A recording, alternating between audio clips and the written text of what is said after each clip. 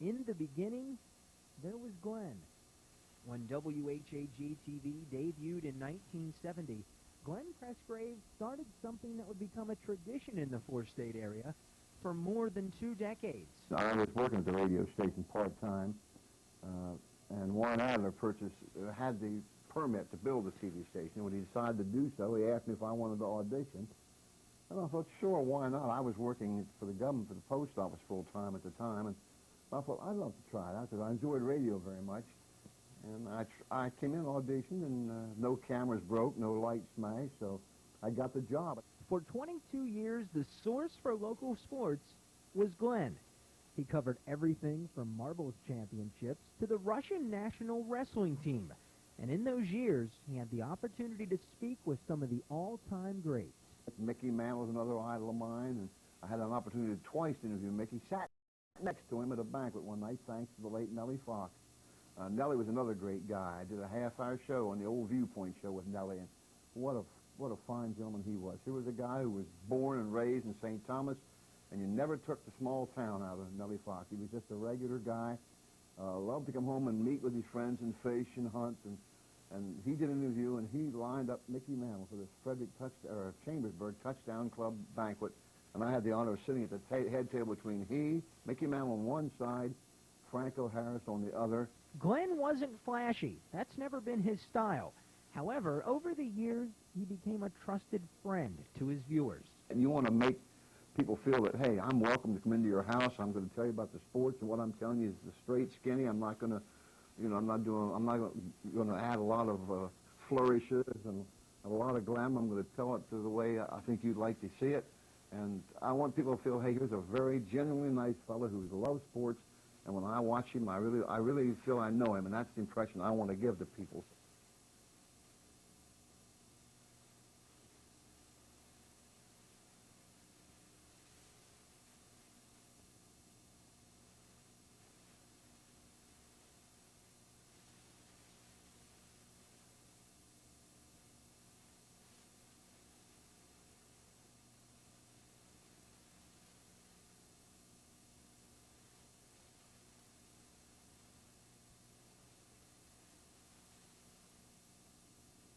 While most of us know Glenn as a sportscaster, the last 5 years he started our day on the morning show. The transition was a blessing for the viewers, even if it wasn't as easy for Glenn. 2:45 comes awfully early, and I was, well, Garner, before I actually, before I took that job, I was 22 years into what you're doing right now, doing the evening sports as a sports director. So from coming into work at maybe 2:30 in the afternoon and going home at midnight, or 12:30 and getting to bed about 2 o'clock, then to get up at 2:45 in the morning is a complete, change around. So I became conditioned to it, but you never really get used to it, because that alarm can be awfully piercing at 2:45. Despite fighting the alarm clock every morning, Glenn kept his sense of humor, which earned the friendship of viewers and coworkers alike. Our hours were ungodly on the morning show. We had to be there at 3:30 in the morning, but that didn't bother Glenn at all. He was always there with a smile on his face, whistling as he came into the door. Kind of always wanted to make everybody in a good mood, and was always promoted camaraderie amongst all the people on the morning show. And I really appreciate that, Glenn. And even though I might not have always been in a great mood early in the morning, but always loved you for that. Working in television, friendships are rare because people generally don't stay in one place for too long. Thankfully, Glenn is the exception to that rule. 27 years just doesn't seem long enough when it's with a true gentleman like Glenn. We'll miss you, Glenn, on the air. He will be sorely missed, because Glenn is an icon here in Hagerstown and on News 25.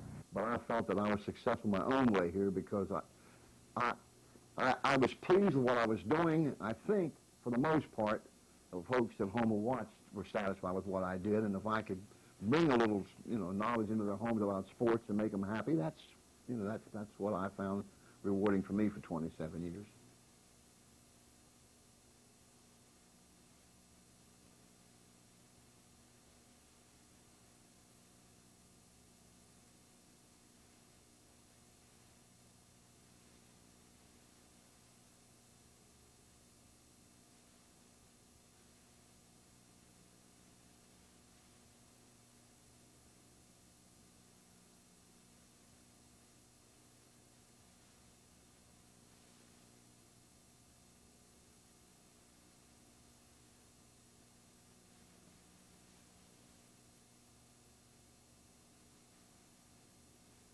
Glenn didn't just visit our homes to talk about sports or wake us up in the morning.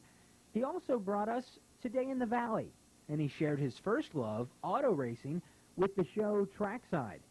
It was his dedication to racing that provided Glenn with some of his most cherished honors. And I was inducted into the Auto Racing Club of Hagerstown's Hall of Fame. And then nationally, I go to Indianapolis every year, and I belong to an organization out there. It's a national organization where they have fans from California to Maine and points in between, hundreds and hundreds and hundreds of members. They have a convention every year, and I was inducted into that Hall of Fame, which includes names like A.J. Foyt and Richard Petty, so that's pretty select company for me. While his awards are deserved, Glenn rarely put personal accomplishments first. Instead, most of his time was spent trying to help others, including his work on numerous telethons. When you can help people, and you get into it and you know yourself, it's very easy to make it a labor of love because you get out there and you get all geared up. You want to raise a lot of money because you know every dollar you raise is helping somebody, and it's just something you really want to do year after year. Glenn, words could never express how much you meant to me in terms of your guidance and your support and your friendship. I learned more about telethons and about this community from you than from just about anybody. You were always an isle of calm in a sea of craziness on telethon day. And I appreciate everything you've meant to me. You're a very special friend and a very important part of whatever I become. Good luck on your retirement. No one deserves it more than you. Have a great time.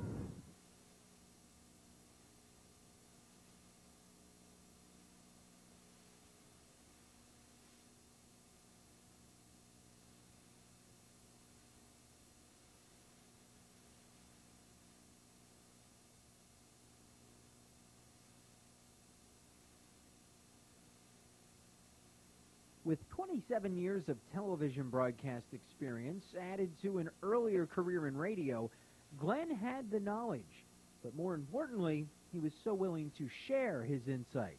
You were a walking encyclopedia. Every time I had a question, you know, he'd always answer it. You've just been great. You've given me so much knowledge and advice and been a great support system and a great coworker and a friend. And we'll really miss you, and good luck. When I moved here in 1992 and started a new job, moved to a new city, I was so nervous, and he was right there by my side helping me out. Took me under his wing and really showed me the ropes, and without him, I really don't know what I would have done. While he spent more than a quarter of a century helping others, in 1996, he was on the receiving end of support. It took something as harsh as a heart attack to show Glenn how much he meant to his viewers. I can say this, that I never realized so many people cared. I honestly didn't. I mean, you know, you get in this business, and I don't consider myself famous. I'm not a celebrity in my mind. I'm a small-town fellow who's had the good fortune to do what I love to do for the last 27 years. And when I had the mild heart attack, and fortunately it was a mild heart attack, I literally had hundreds and hundreds and hundreds of cards, letters, phone calls. It's the people who watch every day, the people that you meet at the sports events that you have on my Today in the Valley program, the viewers, the people. And you know, in a community like this, people do know you, and they come up and talk to you as though they've known you all your life. And that, I think, is satisfying because that's the impression you want to get.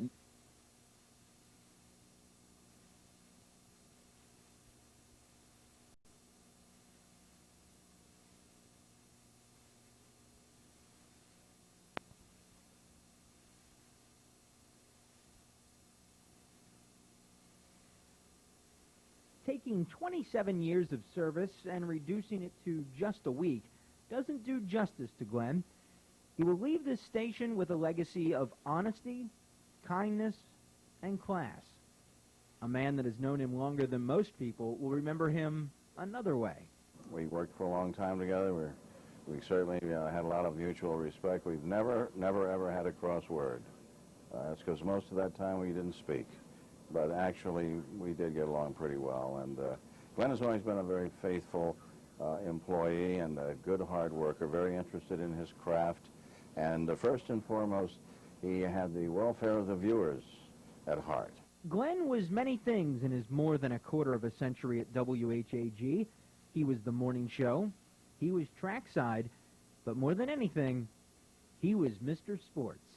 It's the bottom of the ninth. There are two out, and the winning run is at third. And up to the plate steps the big green home run hitter with a total of 25, and he wears number 25. The pitcher readies himself. He sets. He delivers. There's a swing, a high drive deep to right field. The runner on third heads for the plate. That ball is going and going and is gone. A home run over the right field wall. The crowd goes wild as the winning run tags it home, and this ball game is over. Glenn Press Graves, Mr. Sports, on News 25 Alive. After giving to us every day for 27 years, as a longtime viewer and someone that has been lucky enough to work with you, thank you. You make it a great day.